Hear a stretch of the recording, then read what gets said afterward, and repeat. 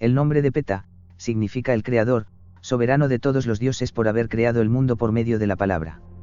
Originario de Memphis, capital del reino antiguo a partir del reino nuevo, compartió elegida con su esposa Sekhmet, y su hijo Nefertum, quien tiempo después fue identificado como Imhotep, arquitecto de la pirámide escalonada de Saqqara, y dios de la medicina. Ptah fue el patrón de las artes y los oficios, protegía a los canteros, albañiles, escultores, herreros, artesanos y artistas. En épocas más tardías Ptah se asoció a Osiris con la forma del dios funerario Ptah, Sokar Osiris, y con la manifestación animal del toro Apis. Los griegos lo identificaron con el 10 Hefestos, y los romanos con Vulcano. Alrededor de su culto se desarrolló el clero de Ptah, que fue de tradición muy antigua, y aparece bastante documentado durante la cuarta dinastía, 2500 años antes de Cristo, época en la que se construyeron las grandes pirámides.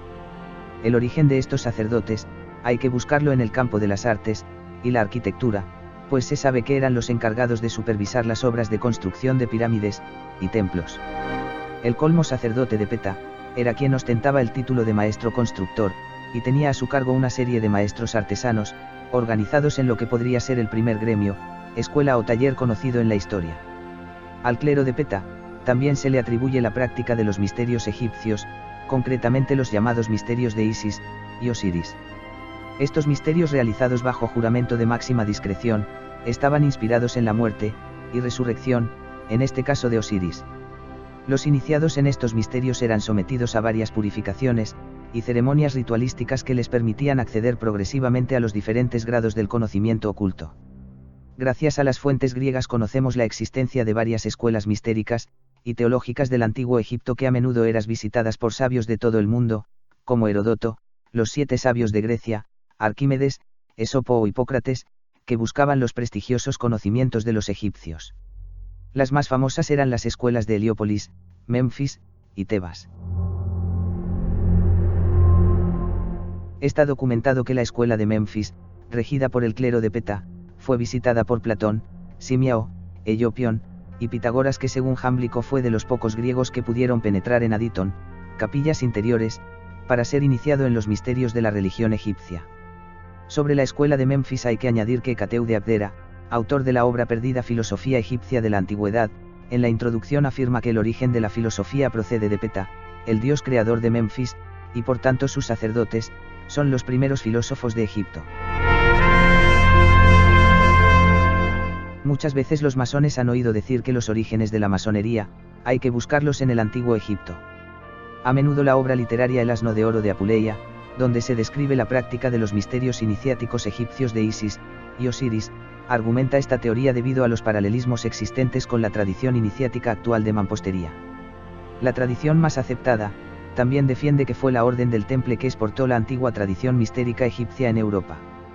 Pero la historia confirma, sin desmerecer el posible impulso de la aportación templaria, que los ritos iniciáticos ya se practicaban en Europa durante el siglo VI a.C., gracias al fuerte desarrollo que tuvieron durante la dinastía ptolemaica.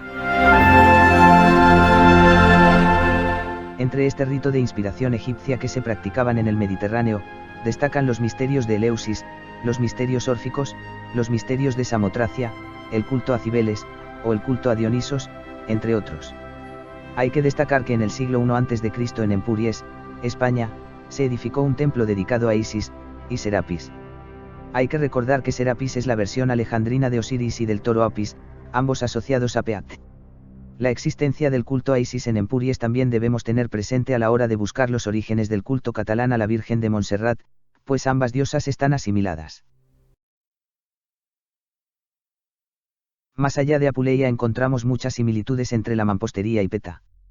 Al igual que los masones operativos construían los templos medievales, el clero de Peat construía los templos y las pirámides egipcias.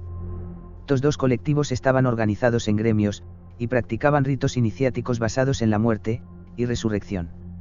Del mismo modo, los masones y los sacerdotes de Ptah tenían como ideal la investigación y la instauración de la verdad y la justicia, es decir, el antiguo concepto de Mat. También podemos añadir que Ptah, para griegos y romanos, era respectivamente Hefesto y Vulcano, el 10 de la metalurgia, o lo que es lo mismo, el primer alquimista, la ciencia oculta de Tot, conocido también como Hermes Trismegisto. Como hemos dicho antes, el corazón de Ptah es Horus, hijo de Isis y rey de Egipto, la lengua de Ptah es Tot, la sabiduría. Nos podemos atrever a decir que Ptah creó el universo con su fragua de alquimista, y dio a los hombres la clave para la transformación de los metales, que tanto atormentan a los masones, y que son el nacimiento de la nueva conciencia fruto de la iniciación simbolizada por Horus, que es el Osiris resucitado, el maestro Hiram, y la sabiduría representada por las enseñanzas de Tot.